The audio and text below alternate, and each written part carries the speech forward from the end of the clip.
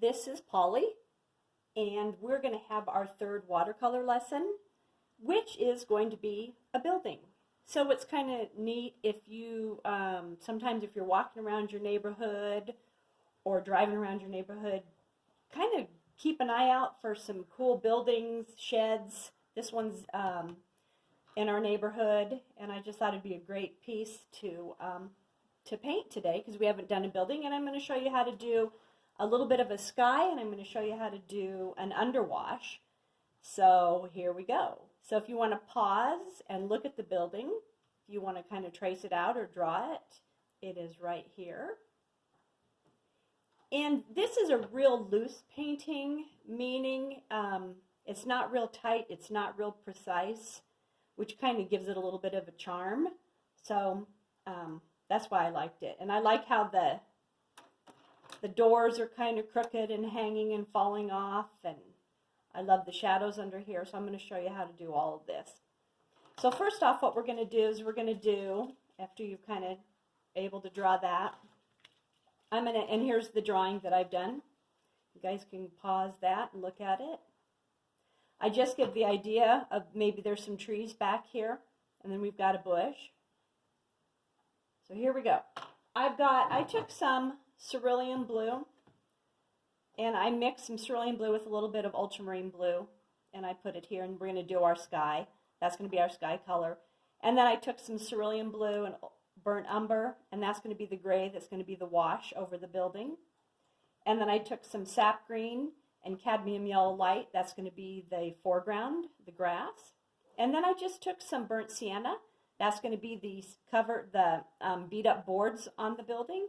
And then I took some burnt umber, and I'm going to throw that on the building as well. So first off, we're going to start out with the sky. And I will say the color combinations as we go. So first you're going to take your big brush.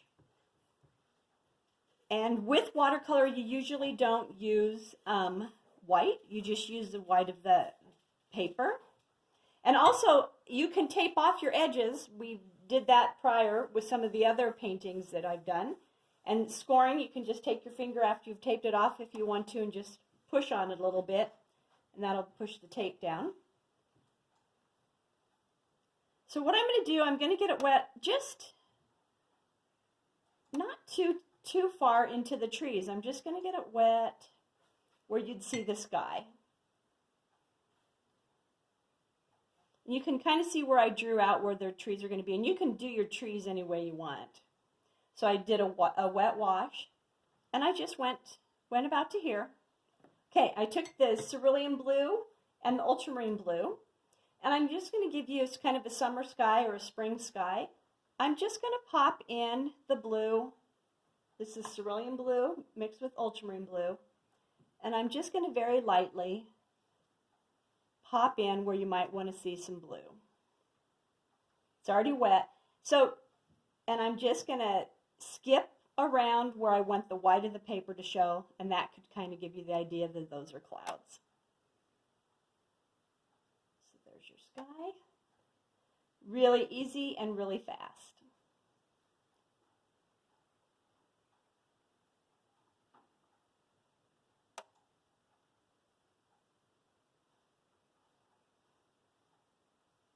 That looks great. I think I'm going to leave that alone. Okay. And another thing you can do if you ever want to take a napkin, you can just kind of daub it where the white is, and that can kind of create a little bit of a cloud too. But for this instance, I'm just going to kind of leave it like that. Because when we put the trees in, see where the white is, that's going to be our clouds. We're going to put the trees over the top of that. Okay, next what we're going to do, and we're moving pretty fast. I might just get the sky in the foreground in first, and then I'll do the building the next lesson. I'm going to get it wet, and look how my water's stained, just where our foreground is, meaning the ground where it's going to meet up with the trees. So I'm going to just go around my building, still using the big brush.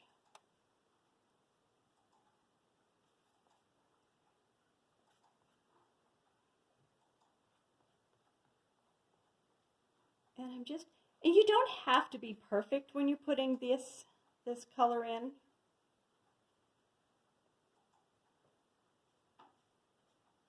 All right, I just kind of got it wet. And I'm going to go up into where the trees are going to go a little bit. I put a line. See where the line's kind of going behind the building. All right, I took sap green and cadmium yellow light, and I made kind of a pretty lime green right here. Sap green, cadmium yellow light.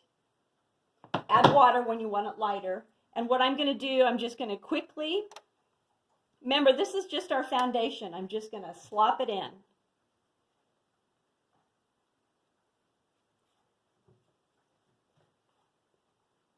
This is your undercolor. Remember, watercolor goes in 3 steps, light to medium to dark. And I'm going to throw a little bit of color here. So I already put the water down so it flows nicely.